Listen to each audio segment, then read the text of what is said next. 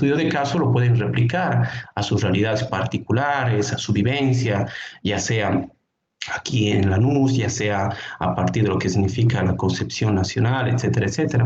La idea es generar un estudio de caso, generar elementos que esto les permitan a ustedes después también aplicarlo, aplicar estos conocimientos, estos conceptos, estas herramientas teóricas, técnicas, a lo que va a significar sus realidades. Esa es la idea también, ¿no? De poder articular este tipo de seminarios con lo que significa la realidad social.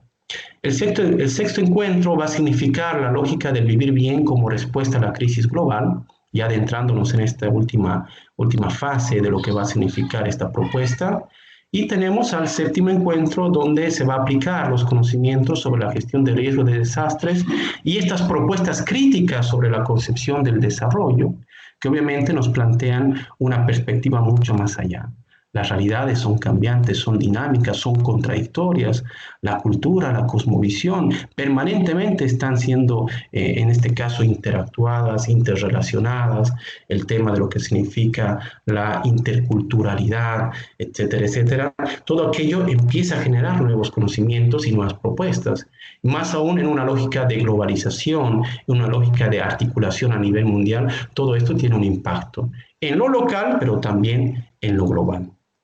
Y bueno, los plantearon los compañeros de técnico, de la Secretaría Técnica. La idea es no realizar evaluaciones, ¿no?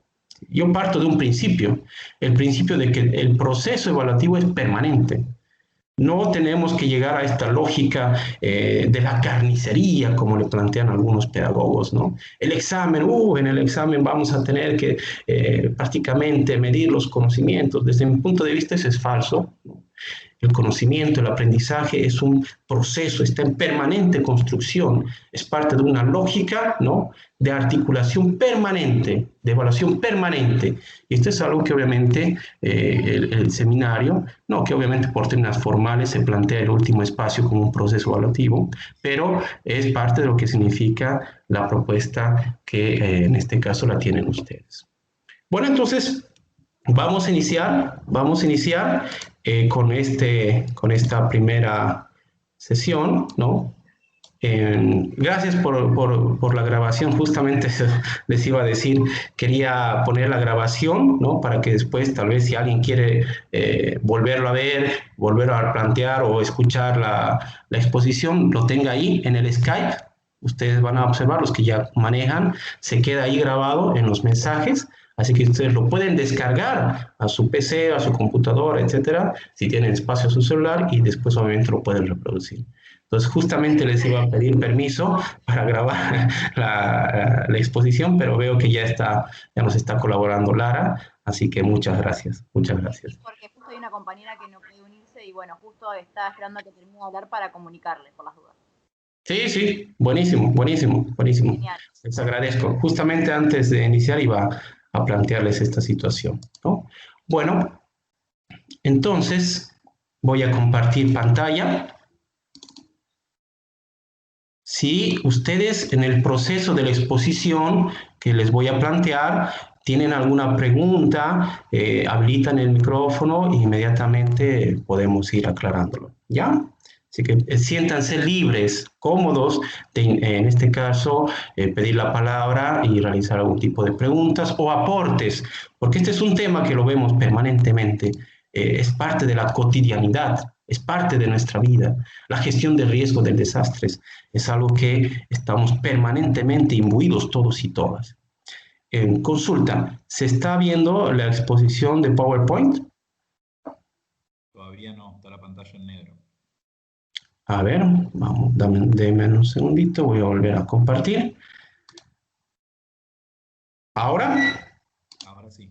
Ahora sí. Perfecto. Muy bien. Ahora sí. Ahora sí. Marco conceptual sobre la reducción de riesgo de desastre o gestión de riesgo del desastre. Este es un primer elemento, ¿no?, que es importante tenerlo en cuenta en base a las construcciones históricas, internacionales, mundiales, de lo que se entiende por reducción de riesgo de desastre o gestión de riesgo del desastre. Y hago énfasis en estos dos términos, RRD o GRD, porque son parte son parte, no sé qué pasó, me está cambiando, son parte de un mismo marco conceptual, son parte de una misma idea conceptual, es decir, comparten y en este caso son, por así decirlo, sinónimos de una misma visión en términos de la concepción metodológica. No sé qué pasó, no está compartiendo. Ahora sí. Sí. La reducción de riesgo de desastre, como decíamos, o la gestión de riesgos del desastre son básicamente conceptos esencialmente equivalentes, ¿no? Por sus connotaciones, por sus metodologías y fundamentalmente por lo que plantean en esta construcción histórica de lo que significa poder, en este caso, afrontar distintas situaciones que palpamos día a día. Todos y todas estamos expuestos a algún tipo de riesgo, a algún tipo de situación. Todos y todas conocemos de lo que significa algún tipo de desastre que hemos vivido, hemos palpado o hemos visto por la televisión en última instancia, y más aún con la lógica de la globalización, lo vemos permanentemente por el Internet o por los grandes medios de comunicación. En ese sentido, ¿cuál es el planteamiento teórico de la gestión de riesgos de desastres, de la reducción de riesgos de desastres, ¿no? La reducción de riesgo de desastre como concepto central de la discusión en torno a la intervención en el riesgo y desastre data de la segunda mitad de los años 90. Aquí es importante mencionar lo siguiente. Cuando vemos en la evolución histórica de estos conceptos, los países, los gobiernos, las Fuerzas Armadas, lo que significa en este caso la intervención en determinados espacios, han ido evolucionando. En una primera perspectiva, en una primera lógica, esto tenía una connotación exclusivamente militarista, exclusivamente de las Fuerzas Armadas, que estaba vinculado profundamente con las guerras. Es más, hasta ahora ustedes han debido escuchar, por ejemplo, lo que significa la defensa civil. Este concepto o esta parte de esta lógica de la administración estatal está íntimamente ligada con esta lógica de evolución histórica del concepto o, en este caso, de la reducción de riesgos de desastres. Pero obviamente tiene su mayor relieve dentro de lo que significa la segunda mitad de los años 90, cuando se empieza a replantear o empieza a ser desplazado en muchos países e instituciones nociones, por ejemplo, de manejo, nociones de gestión o administración de desastres, con el foco sentado o básicamente planteado en torno a la emergencia. Cuando hablamos de administración del desastre, estamos hablando de alguna otra forma de administrar lo que sucedió, ¿sí?, en términos de acciones que se vienen a desarrollar, como, reitero, enfocados en el foco, valga la redundancia, de la emergencia. Bueno, hay un incendio, por ejemplo, vienen los bomberos, tratan de apagar el fuego, tratan de rescatar algún bien, tratan de lo que significa de evitar algunas pérdidas humanas, etcétera, etcétera, etcétera. Entonces, esta lógica de la administración del desastre estaba vinculado también con esta noción histórica. Centrábamos los esfuerzos, centrábamos las acciones en torno a lo que significa la emergencia, pero el manejo o la gestión o reducción de riesgo era vista como algo todavía en proceso de evolución, en proceso de maduración. Si tomamos en cuenta el caso de los bomberos que tienen que ir a apagar un incendio, que tienen que ir en este caso, utilizando sus mecanismos propios, a partir de su formación, etcétera, etcétera, logística, a partir de lo que significa el auto, el agua, etcétera. Pero si tomamos en cuenta esa situación, estamos hablando de una acción en lo que significa la administración del desastre. ¿Qué es la gestión o reducción de riesgo? Si tomamos este ejemplo, podríamos decir, bueno, ¿cuáles fueron las causas que dieron lugar al incendio? Tal vez una mala, en este caso, instalación de gas domiciliario. Tal vez la cocina estaba un poco viejita y esto generaba fugas de gas. Entonces, la gestión o la reducción de riesgo se plantea como un espacio que permite evolucionar esta lógica de este enfoque, reitero, de lo que significaba la administración de desastres para pasar a la gestión de riesgo. Y esto significa transformar catástrofes en oportunidades, transformar desastres en oportunidades. Eso hace referencia a lo que significa pues un espacio donde en algunos contextos históricos un determinado riesgo, un determinado desastre puede ser prácticamente no sustentado por los estados, por los gobiernos, por las sociedades. Pero en otro determinado tiempo histórico esto puede generar oportunidades, por ejemplo, para mejorar la sanidad, para mejorar lo que significan los sistemas de salud, para mejorar la intervención por parte del Estado. Entonces, la gestión de riesgo de desastres, en esencia, lo que plantea es, propone minimizar los riesgos de una sociedad, evitando o limitando el impacto de amenazas naturales, amenazas de toda índole, pero inicialmente, y esto lo vamos a ver mucho más adelante en esta misma exposición, sobre el concepto de amenazas, las múltiples concepciones de amenaza, pero inicialmente hay un enfoque aquí muy fuerte.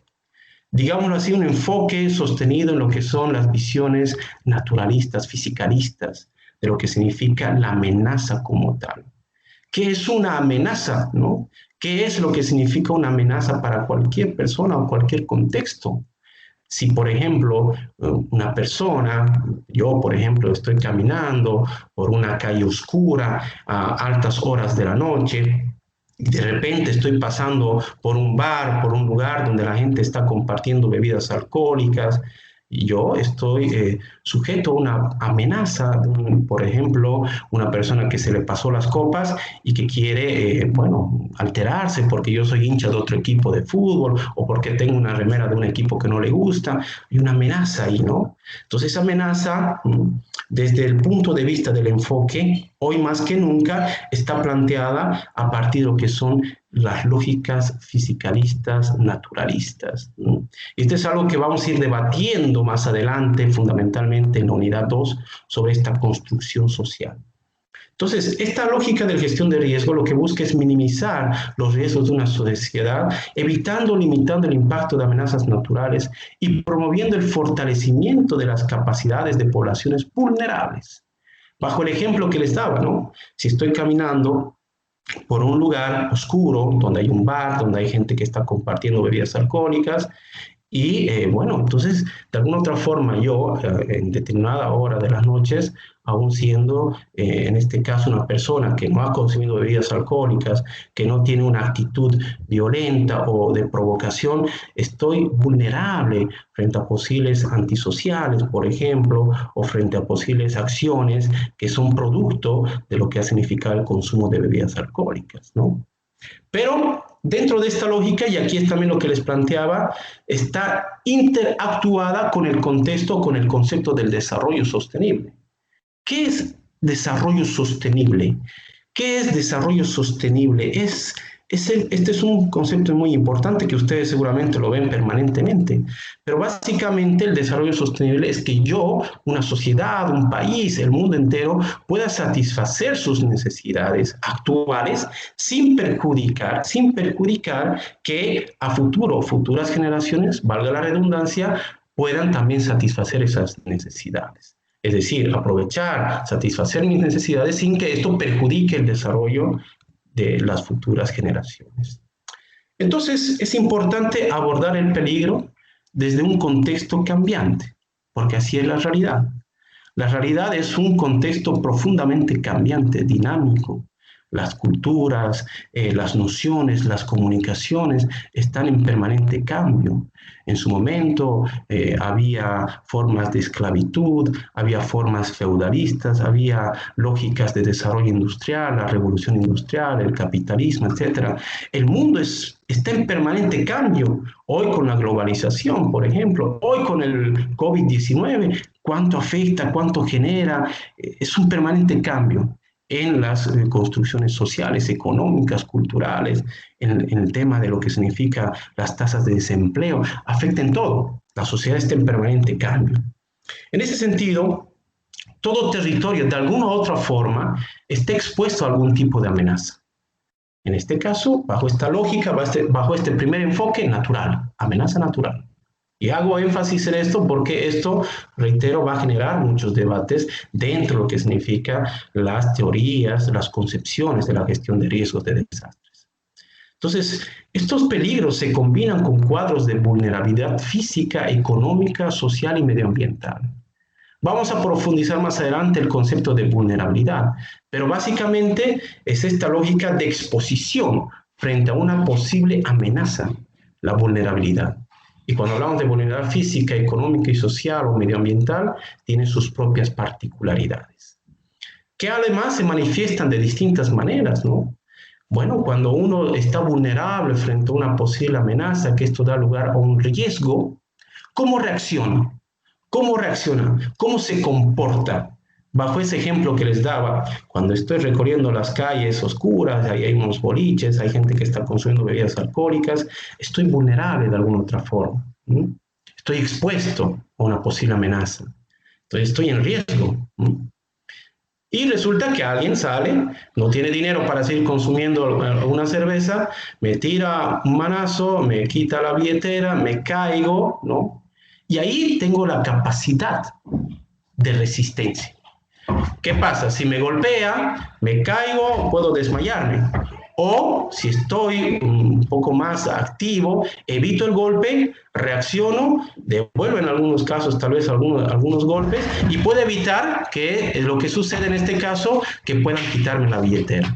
Esa capacidad de resiliencia, esa capacidad de resistencia hace también concerniente esta concepción de la gestión de riesgo del desastre. Entonces, todo territorio está expuesto a algún tipo de amenaza. ¿Cómo reacciona? ¿Cómo de alguna otra forma tiene esa capacidad de resistencia frente a la vulnerabilidad, frente a la amenaza, etcétera, etcétera? Difiere de un lugar a otro, difiere de un país a otro. ¿Cómo Estados Unidos va a reaccionar a un huracán, por ejemplo? ¿O cómo lo hará Suiza?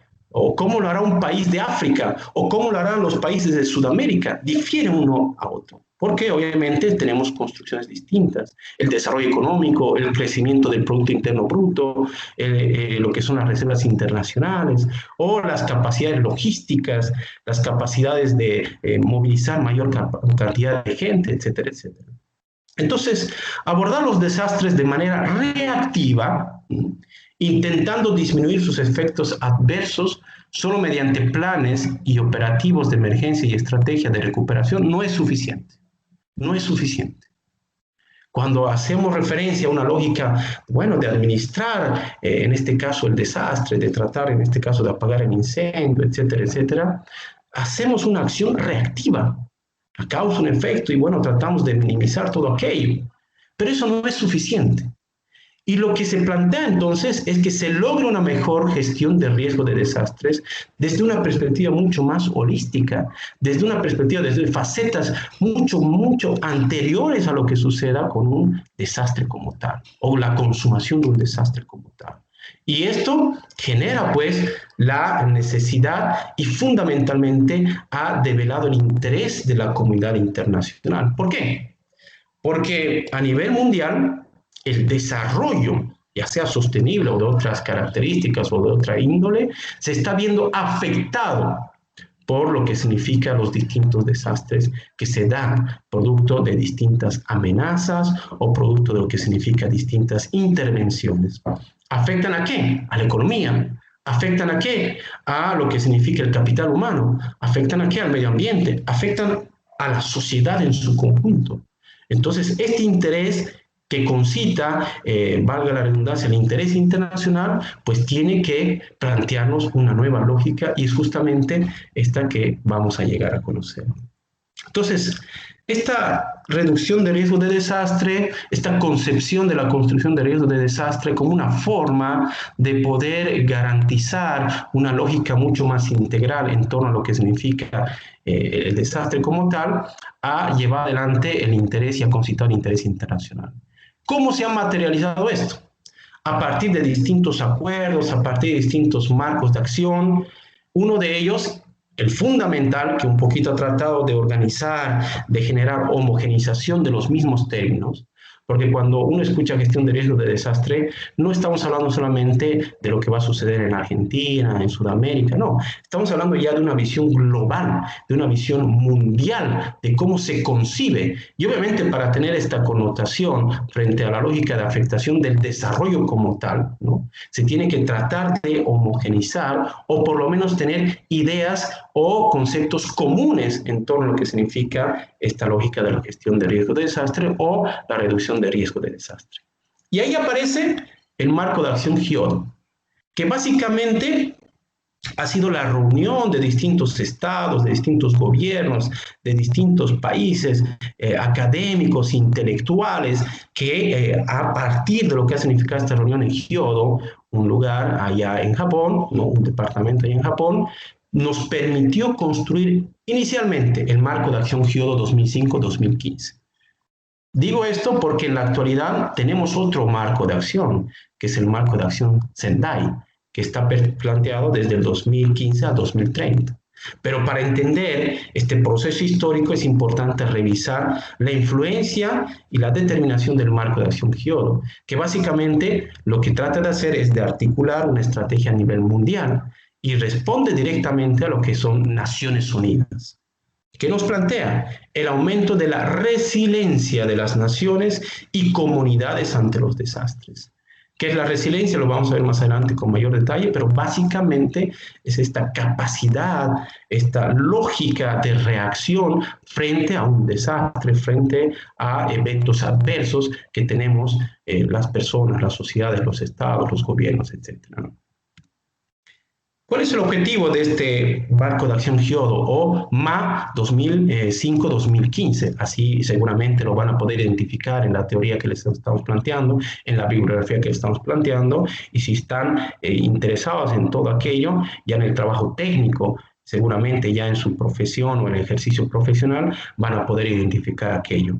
El MA 2005-2015, ¿qué plantea? El aumento de esta resiliencia de las naciones y comunidades, ya lo habíamos dicho, ante los desastres, pero además lograr una reducción considerable hacia el 2015, porque estaba planteado en ese sentido, en esa temporalidad, de las pérdidas en términos de vidas humanas, bienes sociales, económicos, ambientales, en todo lo que son las comunidades y los países. Reitero, lo que plantea es no solamente aumentar la resiliencia, sino evitar las pérdidas. Este es un tema fundamental. Imagínense, si ustedes tienen una inversión, un negocio, digámoslo así, están vendiendo camarones seguramente ahí en la costa, pero de repente sucede que su negocio está expuesto a una amenaza hidrológica, meteorológica, ¿no? Y sucede que se da una situación inesperada, una amenaza natural, ¿no? Hay un tsunami, sucede algo y su negocio totalmente pérdida, la bancarrota. Dejaron de pagar al banco, dejaron de pagar el salario de sus empleados, etcétera, etcétera, tienen problemas con impuestos, genera una afectación en la vida de las personas. Por eso lo que busca ya la comunidad internacional es evitar aquello. En el caso de la empresa privada, por ejemplo, pero si tomamos en cuenta las lógicas de comunidades indígenas o de barrios, etcétera, etcétera, afecta en la vida de las personas. Entonces, este marco de acción Kyoto está planteado bajo 5 prioridades de acción. ¿Cuáles son? La prioridad 1, acción 1, garantizar que la reducción del riesgo de desastre sea una prioridad nacional y local, con una sólida base institucional para su implementación. Hasta antes del marco de acción Kyoto podríamos decir que había evidentemente un interés por todos los gobiernos, por todos los estados, etcétera, etcétera, para tratar de reducir los riesgos de desastre. Pero este marco le permite tener esta lógica mucho más global, pero también le genera capacidades y apoyo técnico en la construcción de lo que significa la lógica de intervención o de generar resiliencia en nuestras sociedades. Por eso, la primera prioridad de este marco de acción Kyoto es que se constituyan en políticas públicas. Y aquí los gobiernos, los países empiezan a generar marcos normativos, empiezan a generar instrumentos que vayan a crear o instituciones que se vayan a consolidar para reducir los riesgos de desastre. Los viceministerios de seguridad social o dependiendo de los países, ¿no? Porque esto varía dependiendo de cada país, cada realidad. Los de la defensa civil, habíamos hablado, los viceministerios o ministerios, etcétera, etcétera. Lo que busca aquí es generar que estos países vayan implementando legislación, vayan implementando la implementación de instituciones y generar políticas públicas para reducir los riesgos de desastre. Prioridad de acción 2 del marco de acción Kyoto: identificar, evaluar y monitorear los riesgos de desastre y mejorar los sistemas de alerta temprana. Es decir, que los países, los gobiernos inviertan dinero para identificar, evaluar y monitorear dónde pueden haber posibles riesgos de desastre.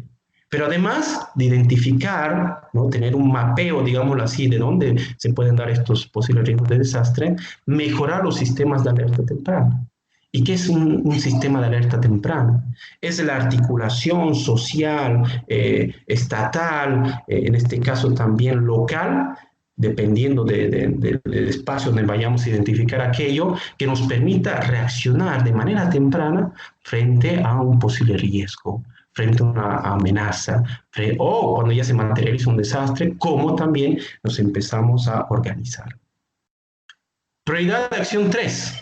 Usar el conocimiento, la innovación y la educación para crear una cultura de seguridad y resiliencia a todo nivel. Es decir, poner el conocimiento, poner el desarrollo de las universidades, de las instituciones, de las ONGs, ¿por qué no? También de las empresas privadas que van generando algún conocimiento al respecto. ¿Para qué? Para crear una cultura de seguridad y resiliencia a todo nivel. En muchos países ya se está dando este tema no solamente como parte de un interés académico, como hoy tenemos con el seminario optativo, sino como parte de una vivencia, como parte de una necesidad social. Se están haciendo capacitaciones en colegios como para, en este caso, reaccionar frente a posibles desastres. Se están haciendo capacitaciones en universidades. Recientemente participé en un seminario sobre la gestión de riesgos de desastres en la educación superior. Y cómo esto debería implementarse como algo permanente, como algo transversal. Porque reitero, todos y todas estamos expuestos de alguna u otra forma. Existe un mayor grado de exposición frente a posibles desastres o riesgos, amenazas. Y por ende, crear una cultura de resiliencia a todo nivel. Prioridad 4, reducir los factores de riesgo subyacente. Es decir, que los gobiernos, los estados, las comunidades, etcétera, etcétera, puedan también identificar cómo los actuales riesgos, porque todos los escenarios, los territorios tienen riesgos, ¿no? Pero cómo estos riesgos eviten generar otros riesgos. Y ahí, por ejemplo, se tendrá que discutir, o se discutió en muchos espacios, en muchos escenarios, cómo se puede evitar, por ejemplo, que producto del monocultivo o producto de la agricultura extensiva se afecte grandes extensiones de tierra, que a la vez en muchos casos está generando lo que significa la eliminación de la fauna, de la flora, o en algunos lugares prácticamente el retiro obligatorio de comunidades indígenas, ¿no? Entonces, ¿cómo reducir estos factores de riesgo subyacentes, es decir, identificar los riesgos actuales, pero evitar que esos riesgos generen otros riesgos a futuro? Y por último, tenemos la prioridad de acción 5, que es la de fortalecer la preparación en desastres para una respuesta eficaz a todo nivel. El Estado, las ONGs, las empresas privadas, la sociedad, las organizaciones sociales, todos. Cómo se genera una estrategia, cómo se genera una articulación para que exista una respuesta eficaz a todo nivel para, en este caso, la preparación de un desastre. Y reitero, aquí interactúan todos. Por eso es importante que este tema, ustedes que van a ser futuros profesionales y que van a interactuar con distintos niveles del Estado o distintos niveles de instituciones privadas, generen esta lógica porque es parte de una construcción, ya sea en las áreas urbanas, ya sea en las áreas metropolitanas, ya sea en las áreas rurales, etcétera. Tenemos o estamos expuestos frente a cualquier tipo de situación de estas características. Bueno, para Para un poco complementar esta parte, quiero compartir con ustedes un pequeño video, ¿no? Que voy a dejar de compartir inicialmente el PowerPoint para que les pueda... Es un video de 5 minutos, ¿no? Es muy interactivo y que un poquito va a complementar esta primera fase de esta exposición, y ya después del video, hasta esa primera fase, vamos a dar lugar a unas participaciones, si es que las hay, y después de aquello, proseguir ya con la terminología del IUNDRR, lo que antes era la UNISDR, ¿no? Voy a hacer la compartición, denme un segundito, y lo que les voy a pedir es que me indiquen si el sonido está correcto inicialmente. Le voy a poner play y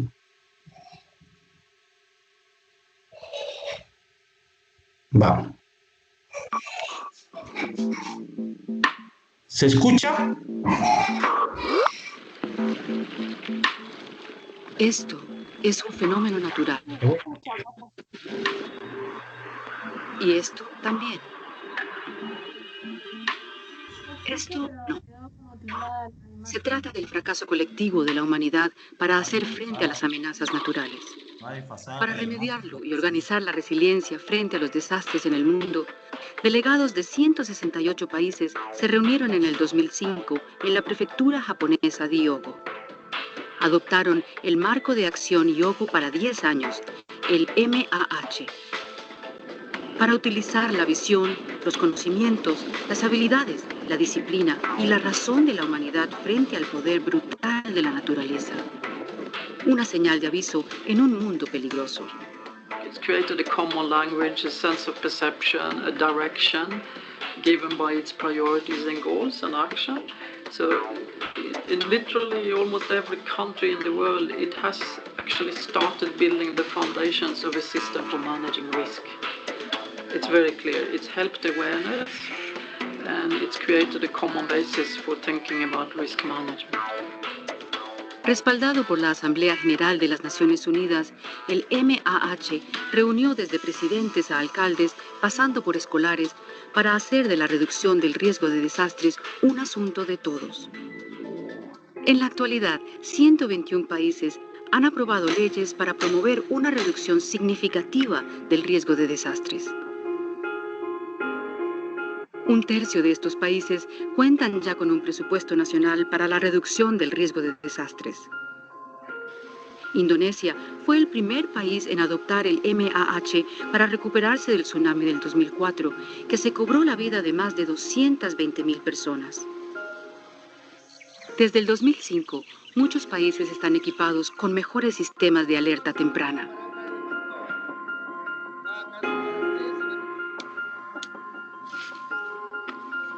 En Camerún, la tecnología ayuda a los agricultores cafeteros a lidiar con la incertidumbre del cambio climático. Los niños que reciben educación sobre el riesgo de desastres son cada vez más, y millones de personas están mejor preparadas para lidiar con ellos. Los programas de reducción del riesgo de desastres han modernizado la seguridad en hospitales y escuelas y han enseñado a las comunidades a consolidar la resiliencia.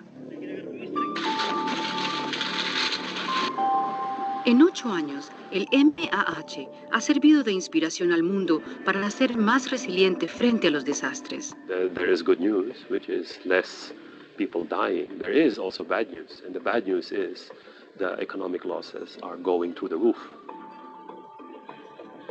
Aún queda mucho por hacer en cuanto a reducción de riesgos como, por ejemplo, códigos de edificación obligatorios, sistemas de drenaje eficientes y mecanismos financieros para proteger a los más expuestos a los desastres.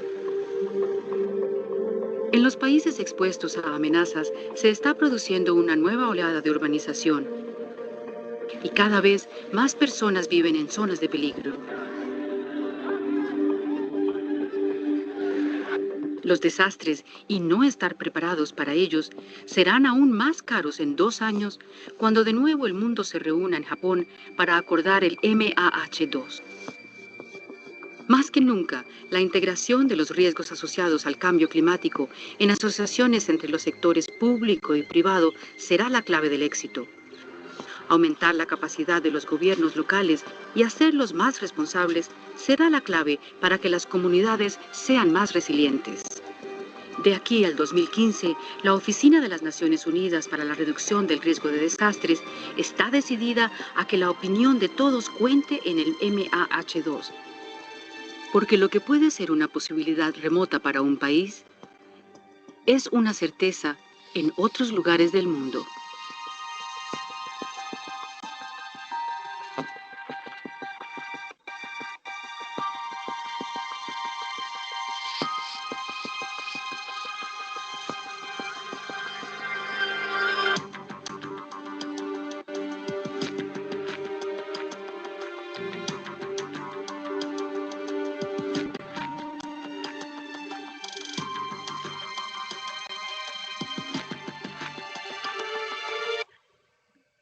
¿Qué tal?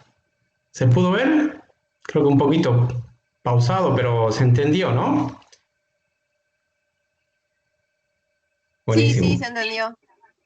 Qué bueno.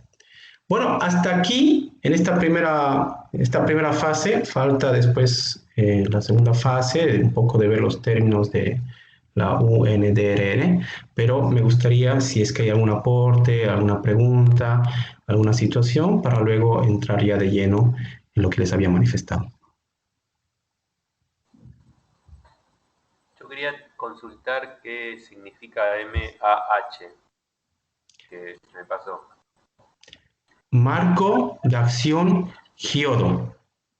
Marco de Acción Hyodo, el MA 2005-2015, que es esto justamente que les decía, es la articulación de los países como parte de lo que significa Naciones Unidas para afrontar y para generar una visión general de la reducción de riesgos de desastres, ¿no? Ese es el primer encuentro, digámoslo así, fundamental, histórico para la humanidad. Nunca antes los países en el mundo nos habíamos reunido para aquello. En la actualidad existe el marco de acción Sendai, que es la perspectiva 2015-2030, ¿no? Pero obviamente no se puede entender el marco de acción Sendai, no se puede entender la estrategia internacional de reducción de riesgos de desastres sin tocar este hito fundamental. Por eso es que lo traemos, obviamente, a colación en esta exposición. Gracias, Ariel. No sé si hay otra pregunta o aporte. El micrófono es suyo, compañeros, compañeras.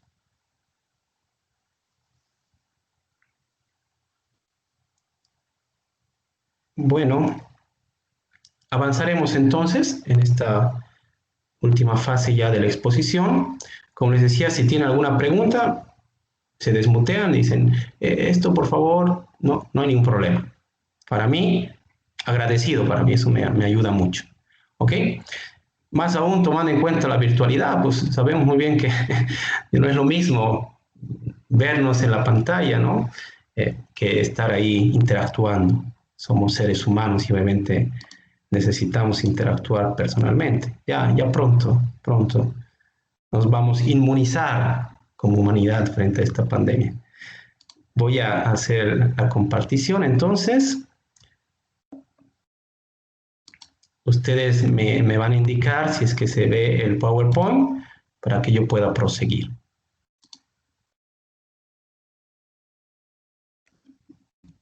¿Se ve, no? Sí, se ve, profe. Gracias. Entonces, como les decía, este marco internacional, esta lógica que nos plantea las Naciones Unidas, porque, reitero, un desastre afecta a Estados Unidos, afecta a Canadá, afecta a Argentina, a Chile, a Bolivia, a Perú, afecta. Y afecta al desarrollo. Este concepto yo siempre lo planteo, ¿no? ¿Qué entendemos por desarrollo? Según la UNDRR, lo que antes era la UNISDR, es parte de esta lógica de satisfacer nuestras necesidades actuales sin perjudicar la satisfacción de las futuras generaciones, de las necesidades de las futuras generaciones. Pero bueno, yo ahí tengo mis peros y ya en la unidad 3 lo vamos a ver con mayor énfasis. Es posible todo aquello, ¿no? Es posible que bajo las lógicas de un sistema que lo que busca en este caso es destruir la madre naturaleza, la madre tierra, podamos tener una lógica infinita, ¿no? de satisfacer nuestras necesidades, cuando más bien las lógicas a nivel mundial fomentan el tema del consumismo, del individualismo. ¿Es posible aquello? Bueno, eso va a ser parte de la discusión, es parte de nuestra cotidianidad. Pero bueno, entonces básicamente el mundo empieza a pensar y a plantear la necesidad de gestionar los riesgos o de reducir los riesgos de desastre. Pero obviamente, y al parecer parece ser ya una tendencia, ¿no?, histórica de la globalidad, cada vez tenemos instituciones o articulaciones macro que, si se dan cuenta, hasta ya determinan las lógicas de lo que tenemos en nuestras sociedades, en nuestros países, de alguna otra forma borrando las lógicas de independencia, de soberanía, que son los principios básicos de los estados-nación. Por ejemplo, la OMS, la Organización Mundial de la Salud, que ahora ha jugado un rol fundamental. Algunos la critican, otros la apoyan, pero ¿quién ha delimitado, por ejemplo, cuáles son los protocolos, no protocolos para el tema del COVID-19? ¿Cuándo se tienen que hacer o no cuarentenas rígidas, flexibles, etcétera? Ya no han sido básicamente los gobiernos de manera autónoma, ¿no?, sino que han tenido ahí la lógica, las directrices a nivel mundial. Pareciera ser que hay una tendencia a nivel mundial en ese sentido, pero bueno, ese también será otro espacio de discusión. Entonces, la lógica a nivel mundial de la gestión de riesgos de desastre nos plantea también la uniformización o tal vez la homogenización sobre ciertos conceptos que los estados, los países, los intelectuales y, como escucharon ahí también, la población civil en su conjunto, se hablaba de escolaridad, imagínense, claro, porque esto nos afecta a todos y todas, ¿no? Pero entonces es importante plantear un marco genérico que nos permita entendernos, que nos permita de alguna otra forma comunicarnos, y cuando hablamos de gestión de riesgos de desastre, reducción de riesgos de desastre, aquí o en la China, tengamos una visión, no será totalmente homogénea, pero por lo menos uniformizada. Entonces ahí nace la UNISDR, mucho antes de lo que significa el marco de acción Kyoto, pero ya empieza a trabajar ciertos conceptos para lo que significa la reducción de riesgos de desastres. ¿Qué es la UNDRR? Antes UNISDR. En la plataforma ustedes van a tener lo que son la terminología de lo que son riesgos de desastre como UNISDR, porque esa es su definición, o perdón, sus siglas a nivel del inglés. Entonces, así que no se preocupen si hay alguna confusión ahí, pero en la actualidad, y porque esto se va permanentemente actualizando, el nombre exacto es UNDRR, ¿no?, que es parte de las Naciones Unidas, UN, por lo que es Naciones Unidas, de reducción de riesgos de desastres. Bueno, este punto, o es el punto focal, mejor dicho, de las Naciones Unidas, son parte de esta articulación, es un brazo operativo de las Naciones Unidas, que lo que busca es la reducción de riesgo de desastres. Además, supervisa la implementación del marco Sendai, este otro marco que les decía, 2015-2030. Antes del Sendai, marco de acción Kyoto, 2005-2015. En la actualidad, lo que hace es supervisar el marco de acción Sendai, que lo vamos a profundizar, que plantea, cuáles son sus estrategias en la siguiente clase. Entonces, ¿cómo hace esta supervisación? Apoyando a los países en su implementación, monitoreo y compartiendo lo que funciona para reducir el riesgo existente y prevenir la creación de un nuevo riesgo. Entonces, como una, digámoslo así, como una articulación parecida a la OMS, que da los lineamientos generales, en este caso, pero para la reducción de riesgos de desastre. Y genera un apoyo técnico, genera una supervisación o un monitoreo de cómo los países van trabajando en lo que significa la implementación en su momento del marco de acción Kyoto, y ahora de lo que significa el marco de acción Sendai, ¿no? Entonces, ¿cómo van implementando? ¿Qué debilidades tienen? Pero además van compartiendo información mundial sobre lo que significa la gestión de riesgos de desastre. Sin lugar a dudas, un gran beneficio, un gran avance, porque aprendemos, como humanidad aprendemos de lo que pasa en África, de lo que pasa en Europa, de lo que pasa en Sudamérica, porque estamos en esta aldea global, es decir, estamos interconectados desde todo punto de vista, comunicacional, económicamente, Entonces los efectos o las acciones que se dan en un país ya no solamente tienen un efecto local, sino tienen un efecto mundial.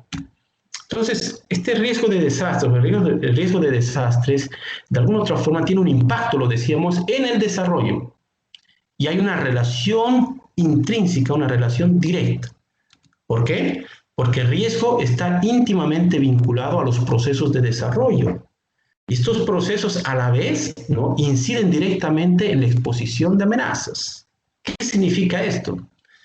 Cuando uno habla de desarrollo, es decir, cómo uno se va planteando la administración en el ámbito económico, social, ¿no? Pero en este caso daremos un ejemplo. En el ámbito económico, productivo, el monocultivo, que ahora es muy común en todo lo que es Latinoamérica, la plantación a gran escala del pino para la producción del papel, o la producción a gran escala monocultiva, es decir, un solo producto, de lo que significa la soja, para lo que es la alimentación de los distintos ganados, ¿no?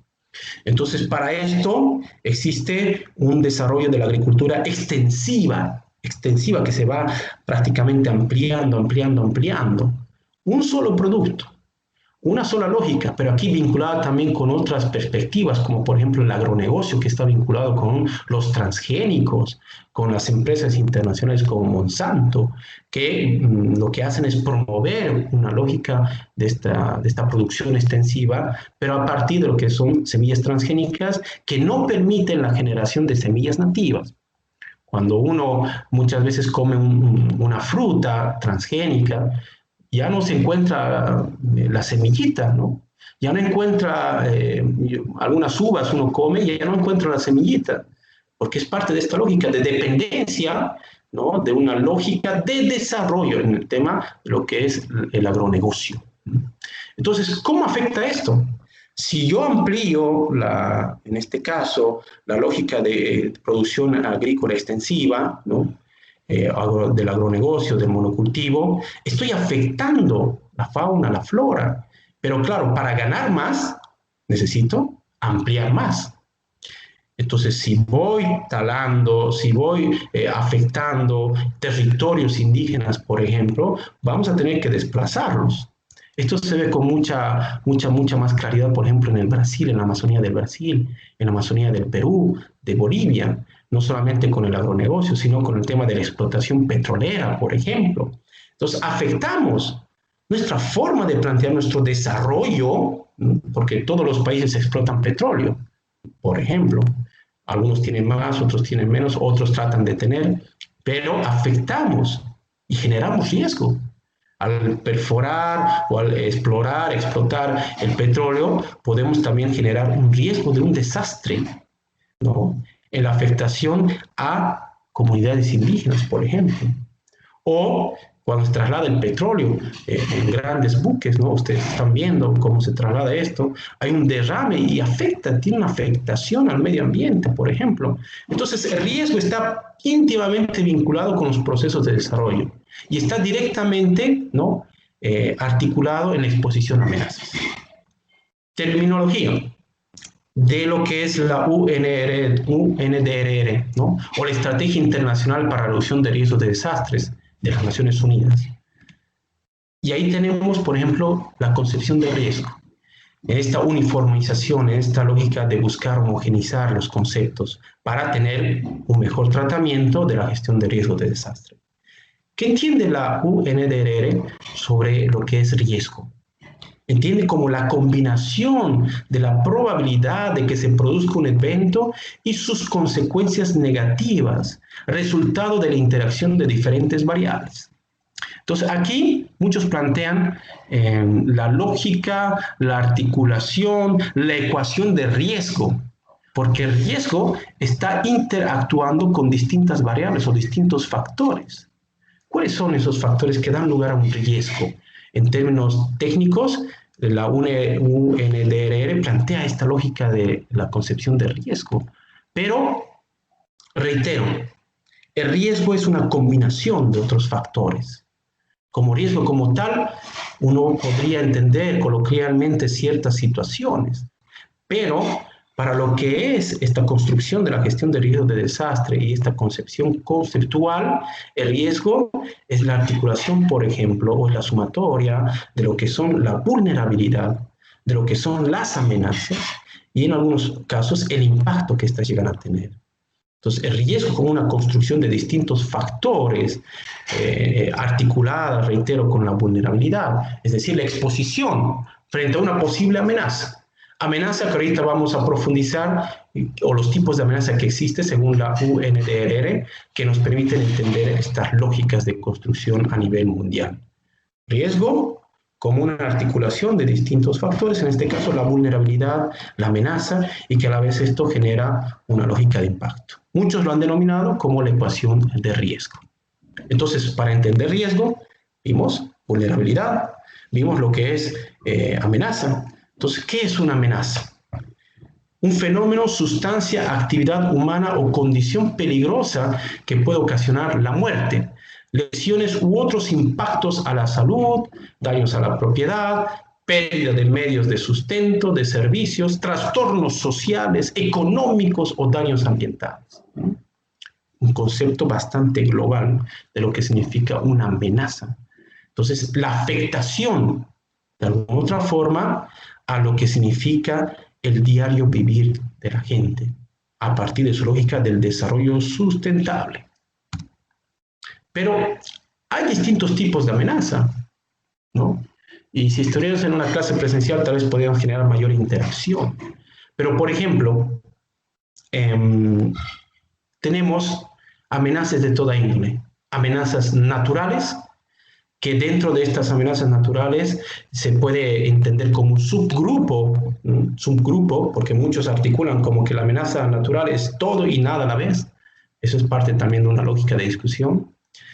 Amenazas biológicas, amenazas geológicas, amenazas hidrometeorológicas, amenazas tecnológicas o amenazas socionaturales, según la UNDRR o la UNISDR.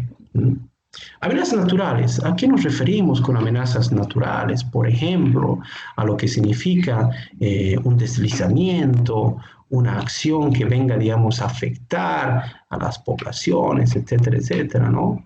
Una amenaza biológica, por ejemplo, lo que hoy estamos viviendo, el COVID-19, la pandemia del COVID-19. Una amenaza geológica, ¿no? Que puede ser producto de lo que significa el cambio de las capas tectónicas del planeta Tierra, o un terremoto.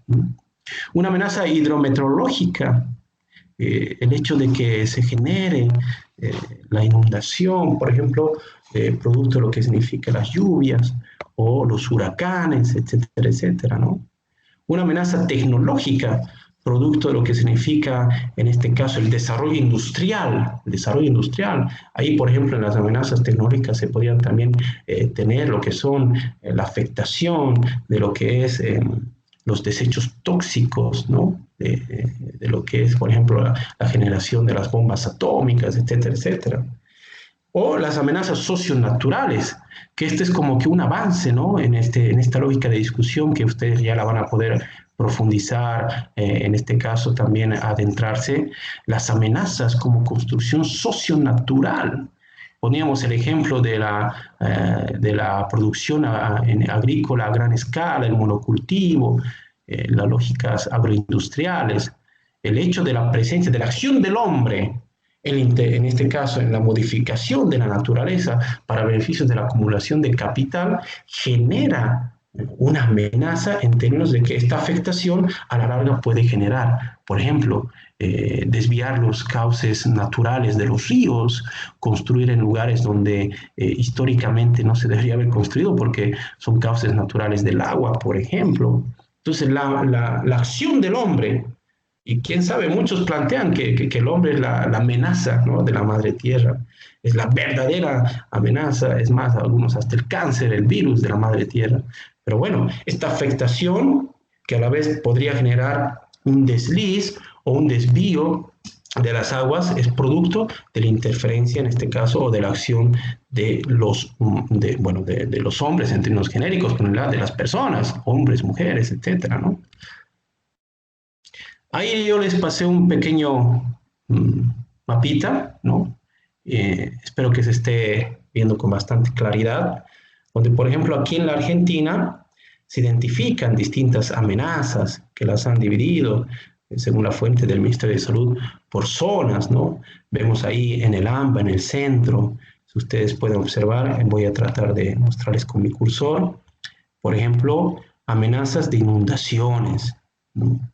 Esto podríamos decir lo que significa aquí, esta cosita de aquí, no sé si la ven, problemas con materiales tóxicos, amenazas, ¿no? Tecnológicas, podríamos decirlas.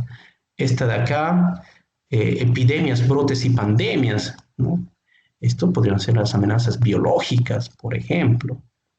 Deslizamientos y aluviones, por acá tenemos por el lado del sur, identificadas ya por el gobierno argentino, por el Estado, por la República Argentina, ¿no? Amenazas en ese sentido que podríamos caracterizarlas en el ámbito de lo que significa la realidad nacional, etcétera, etcétera. Entonces, si ustedes se dan cuenta, bueno, pongo ese cuadrito para que tengan una claridad, estamos expuestos a distintas amenazas, y las amenazas son de todo tipo, son de todo tipo.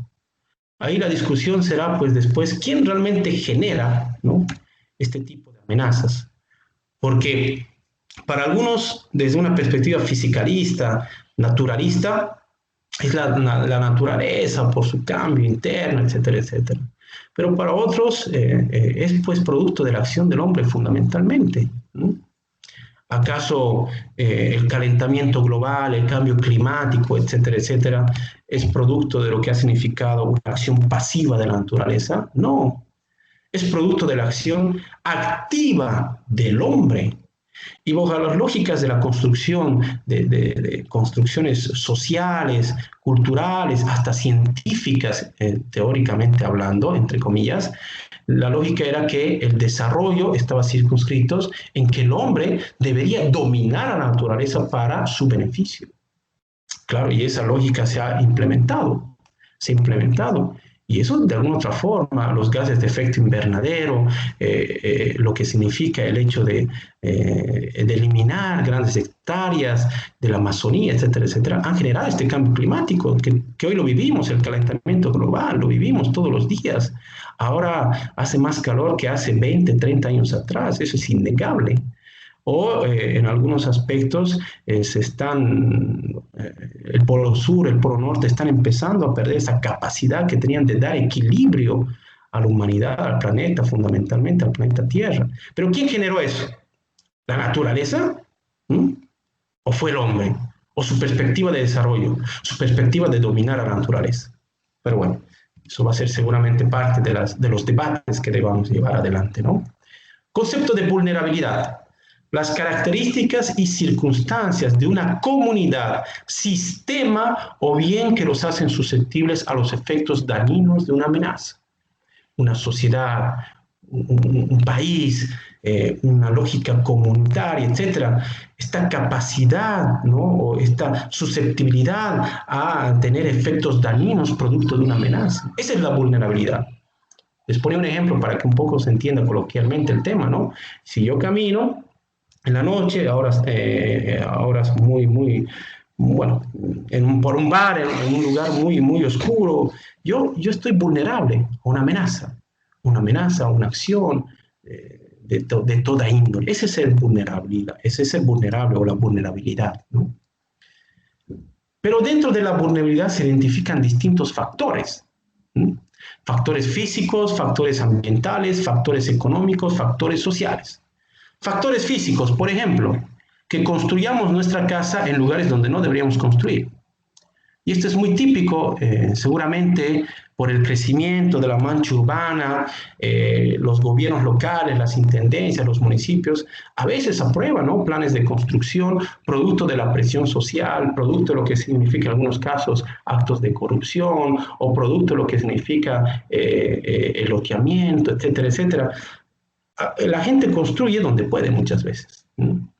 Y a veces construye en lugares donde no debería construir y donde el Estado o la falta de políticas restrictivas por parte del Estado generan la vulnerabilidad, generan en este caso factores físicos de vulnerabilidad. Claro, se desvía a un cauce normal del agua y bueno, su casa es afectada. Empieza a haber un derrumbe, empieza a ver lo que significa, en este caso, empieza a ceder la acumulación de tierra producto de las lluvias. ¿Y quién es el afectado? Pues la casa. Pero no solamente la casa, sino fundamentalmente la gente que vive dentro de la casa. Y ahí nos referimos, por ejemplo, a lo que son los factores sociales. Pero antes de ver estos factores sociales, también se identifican factores ambientales. Si hay un desastre, no solamente es la infraestructura la que se afecta, sino el medio ambiente en su conjunto. Producto también de lo que significa la acción inescrupulosa, que no respeta las lógicas de armonía con la madre tierra, también del hombre. En la Amazonía, eliminamos la fauna, la flora, etcétera, etcétera, para ampliar, en este caso, la extensión de tierra, el monocultivo. Factores económicos.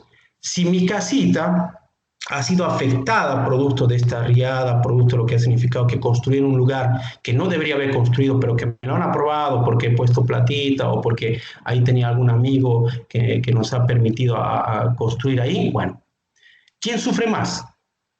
Sufre el que tenía un edificio de 6 pisos y además tenía un negocio, tenía una venta, es profesional, es abogado o trabaja en alguna intendencia, en algún gobierno provincial. Sufrirá, tendrá un impacto. Pero si hay una persona que apenas ha construido su casita sacando un crédito, que apenas ha construido su casita con algo de material, o peor aún, es un indigente que tenía su casita de cartón, ¿quién sufre más? Quien obviamente no tenga las condiciones económicas para resistir o no tenga la capacidad de resiliencia frente a este desastre. Entonces, los factores económicos son fundamentales en este sentido, pero también los factores sociales. Y aquí es importante destacar muchos aspectos. Por la feminización del trabajo, la división social del trabajo, ¿no? Muchas veces las construcciones sociales, las construcciones institucionales hacen que cuando hay un derrumbe, cuando hay un terremoto, etcétera, etcétera, ¿quiénes son los más afectados? Quienes están en la casa. Y quienes generalmente, ¿no? Así lo dicen las estadísticas, están mayormente en las casas. Fundamentalmente las mujeres, los niños. Porque se ha ido construyendo lamentablemente esta feminización de trabajo o esta lógica de la división social del trabajo. O en el caso, digamos, del COVID-19, ¿quiénes son los más afectados? Los ancianitos, las personas de la tercera edad. Pero si eso lo aumentamos, ser ancianito, ser mujer, o ser mujer y a la vez ser obrera, o en este caso tener otro tipo de situaciones que le impidan realizarse personalmente, ¿quiénes son los afectados? Entonces ahí hablamos de factores sociales que afectan en este caso, que son parte de la vulnerabilidad. Tenemos un pequeño cuadrito de estos factores que inciden en la vulnerabilidad, los factores físicos, la capacidad económica, el conocimiento, sin lugar a dudas, ¿no? Si ustedes tienen la posibilidad de hoy de tener esta charla, este espacio, tienen conocimiento de la gestión de riesgos de desastre. Pero los que no tienen esta capacidad o esta posibilidad, pues también están vulnerables a no reaccionar de forma adecuada frente a un desastre. La capacidad técnica, las condiciones ambientales. Bueno, hay vulnerabilidad, pero también hay capacidades. Capacidades para poder resistir de alguna otra forma al impacto de acciones o eventos adversos. Y por ende, estas capacidades se manifiestan como la combinación de todas las fortalezas, los atributos, los recursos disponibles dentro de una comunidad, sociedad u organización que pueden utilizarse para la consecución de los objetivos acordados. La capacidad de reacción, la capacidad de poder, en este caso, resistir. A eso se refiere el concepto de capacidades. Y obviamente aquí entra el concepto de resiliencia, muy vinculado con la capacidad. La resiliencia se constituye en la capacidad de un sistema, comunidad o sociedad expuestos ante una amenaza, como además esta a la vez resiste, absorbe, se adapta y se recupera de sus efectos de manera oportuna y eficaz, lo que incluye la preservación y la restauración de sus estructuras y funciones básicas. La resiliencia, esta capacidad también que nos permite salir en todo caso de estas situaciones adversas. Bueno, rápidamente y un poco ya para ir finalizando esta exposición, les vamos a compartir cuáles serían los ámbitos de acción de la reducción de riesgos de desastres. 1. Generar conocimiento. Conocimiento sobre el riesgo de desastres en sus diferentes ámbitos. Conocimiento que debe ser difundido, ampliado a todos los niveles de la sociedad. 2. La prevención. Acciones que se toman con el fin de evitar o suprimir la ocurrencia de un evento adverso. La prevención, eso es parte de nuestra cotidianidad. Prevenir antes que lamentar, eso es muy parte, digamos, de nuestra lógica cotidiana, ¿no? La mitigación, ¿qué es la mitigación? Cuando tenemos un riesgo y lamentablemente no podemos evitarlo, se buscan acciones de mitigación, es decir, de tratar de reducir el impacto de ese riesgo. Por ende, la mitigación hace referencia a acciones orientadas a reducir este riesgo que no se puede suprimir, no se puede eliminar, lamentablemente, algunos riesgos, pero sí se pueden mitigar, reducir. Por ejemplo, la norma de construcción de sismo, resistencia para reducir el impacto de un terremoto, o las defensas fluviales para aminorar el riesgo de crecidas de los ríos, etcétera, etcétera. Reducir, eso significa la mitigación. Reparación, acciones que nos permiten o que se toman anticipadamente para prever, responder y recuperarse de forma efectiva de los impactos de los eventos o las condiciones probables, inminentes o actuales que se relacionan con una amenaza. Nos preparamos, la sociedad en su conjunto, nos preparamos el Estado en su conjunto, nos preparamos la empresa privada, las ONGs, etcétera, para, en este caso, tomar anticipadamente y prever y responder frente a un evento adverso. La respuesta y la rehabilitación, sin lugar a dudas, el suministro y el restablecimiento oportuno de servicios de asistencia. Hay un desastre, pucha. Lo primero que se afecta es pues, los servicios básicos, el agua, la luz, lo que significa el tema de la energía eléctrica. ¿Cómo inmediatamente rehabilitamos y generamos una respuesta adecuada, eficaz, eficiente para garantizar las necesidades básicas de subsistencia de la población afectada? A eso se refiere. La recuperación, como la lógica de restauración y el mejoramiento cuando sea necesario, de infraestructura, de instalaciones, de medios de sustento, condiciones de vida, etcétera, etcétera, que nos permitan, en este caso, garantizar los esfuerzos enmarcados en reducir los factores de riesgo de desastre. Ahí tenemos un pequeño cuadrito del ciclo de gestión de riesgo de desastre, porque es un ciclo, no es una etapa. No es una acción lineal, no es una acción que empieza y termina en, sino que es un ciclo que permanentemente está en evolución, está en cambio. En alguna faceta vamos a estar en la preparación, en alguna otra faceta estaremos en el desastre como tal, en otra tendremos que realizar respuestas, en otras la rehabilitación y la recuperación, en otras la prevención y la mitigación, o pasar a la rehabilitación, o pasar a la preparación. Es un ciclo la gestión de riesgo de desastres. Bueno, y para finalizar, simplemente manifestar lo siguiente, ¿no? Es importante centrar la atención del riesgo de desastres, y esto es importante y es fundamental en esta lógica, ya que muchas veces los gobiernos, las instituciones centraron el foco en el desastre como tal, en apagar el incendio como tal, pero no en ver las causas que generaron ese incendio o que podrían haber evitado ese incendio. Y por ende, el debate que hoy tenemos de acciones, de prevención, de mitigación de riesgos de desastres y de la exposición frente a las posibles amenazas es un debate a nivel mundial, a nivel internacional, pero que se tiene que dar de manera integral, de manera holística, sin separar, sin dejar de lado todo lo que significa los distintos conceptos y fundamentalmente experiencias y realidades. Bueno, yo concluyo con esta exposición y si hubiese alguna pregunta, algún aporte, pueden habilitar el micrófono. Hola, profe. No como pregunta ni nada así, me parece que está bueno que nos planteas este desafío de empezar a pensar las cosas de esta manera y no quedarse solo puntualmente en el desastre, sino en la prevención también, ¿no? Que es parte de algo que vemos, digamos, o que nos inculcan a lo largo de la formación en la carrera. Así que está bueno darle este abordaje también. nada, por ejemplo, para mi caso es algo nuevo, digamos. Me estoy sentando a escuchar algo que desconocía. O sea, sabemos que el riesgo existe y nos han formado para eso, pero bueno, nunca con un marco tan armado como esto. Así que nada, está bueno. Me gustó por ser una primera clase, me gustó. Qué bueno, qué bueno, qué bueno que te haya gustado. Espero que les haya gustado a todos y todas. Sí, es parte de nuestra cotidianidad, ¿no? Hoy más que nunca, por ejemplo, con el COVID-19, ustedes han debido escuchar mucho de estos conceptos, ¿no? De acciones, de comités de emergencia, el tema de la Organización Mundial de la Salud que plantea ciertas acciones. Todo esto, la idea es que estos conceptos los vayamos aplicando en realidades particulares, locales, nacionales.